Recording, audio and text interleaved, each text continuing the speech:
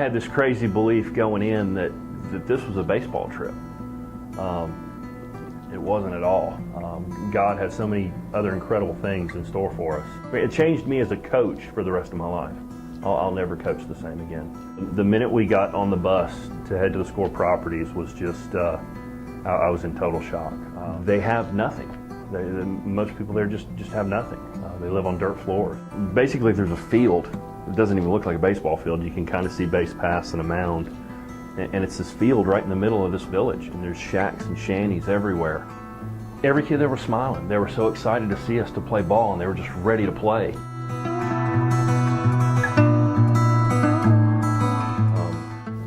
And I remember a couple of the kids looking at them, they're just kind of looking at the field like, how are we going to play on this? Every field we went to, you know, a handful of kids from the team, whether it be the Dominican team, and thank God from our teams, there were kids saved.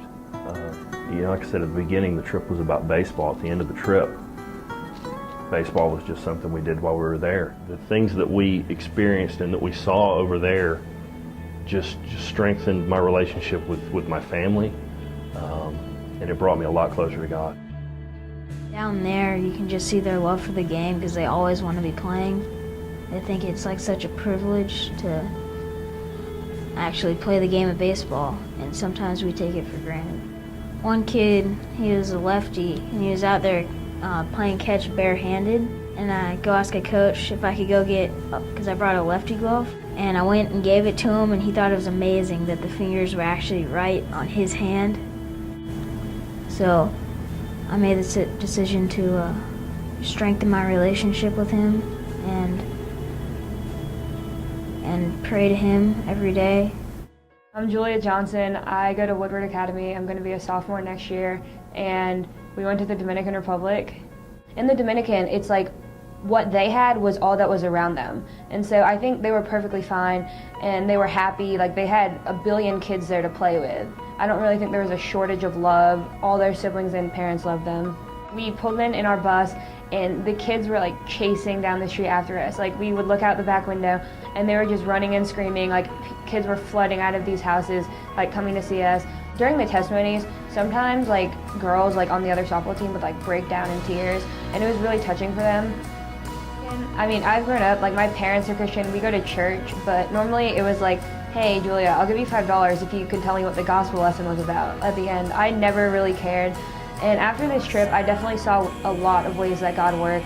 And I was like saved on the last day. I definitely opened my heart to him, and I think about him a lot more. I like pray every night now. I read on the trip, I read the whole New Testament, and it just kind of, I'm definitely more into it now than I was before.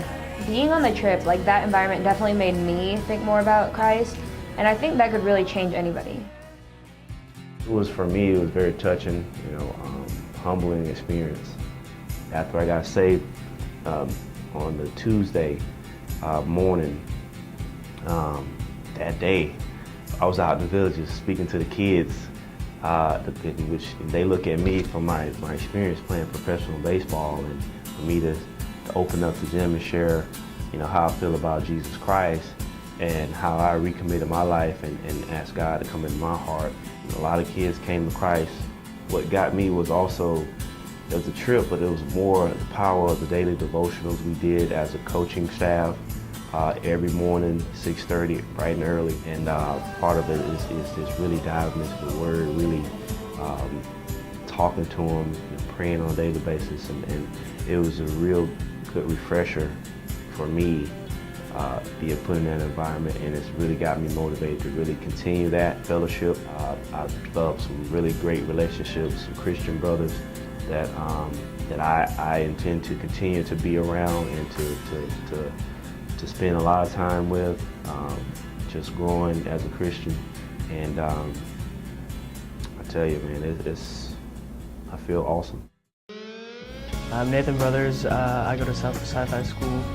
Well, the entire mission was just to go to like small, what they call sugarcane villages, and what they were the small, really poor villages in the Dominican. And we would go and play with the children for about an hour and a half or so, and then at the end we would gather everyone in the town together, and then we would share the gospel with them. Outside the little village, they'd have usually a homemade baseball field, no fence, just grass, dirt, and a baseball shaped for them. The first village we went to, we showed up, there were at least 30, 40 kids that just surrounded the bus as we pulled into their village.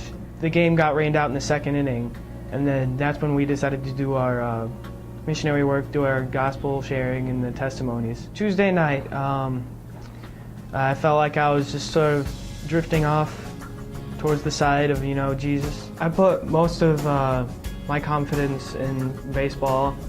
That's what I want. That's what I want to do, and I just felt like I was in it alone. I wanted to do this by myself, for myself. And then I got there, and they did this sermon the night I got saved, and I prayed that prayer with them and re-accepted Jesus into my life along with 7 other young gentlemen there. It changed my life, turned my life around 180 degrees.